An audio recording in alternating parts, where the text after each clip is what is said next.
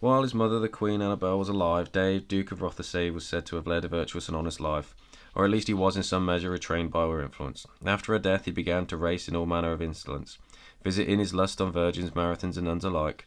At the last aging of the feeble King Robert III, no longer able to ignore the stories of his son and her excesses, wrote to his brother, the Duke of Albany, asking him to take the young man in hand and teach him better behaviour.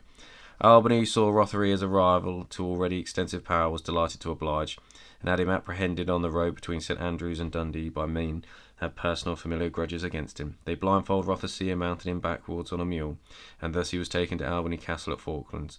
There he was imprisoned and apparently denied all food and drink.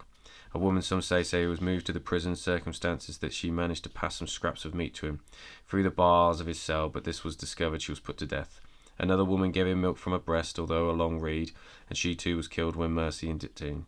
Then the Duke of Rothesay, despite all moral superiority, and was brought finally to such a miserable and desperate hunger that he ate not only the filth of the tower where he was being kept, but also his own fingers. Rothesay's body was buried nearby in Lindores, where for some years miracles associated him with the reproduction take place. An inquiry into the circumstances of his death was exonerated, and the Duke of Albany for any succession of wrongdoing. These events took place 600 years ago, and I have written as far at this point, and it was wondering where I was being taken when a friend emailed with the news that he'd been diagnosed with an inoperable cancer. He's only been given a sentence of life or death between 6 to 12 months. That's all.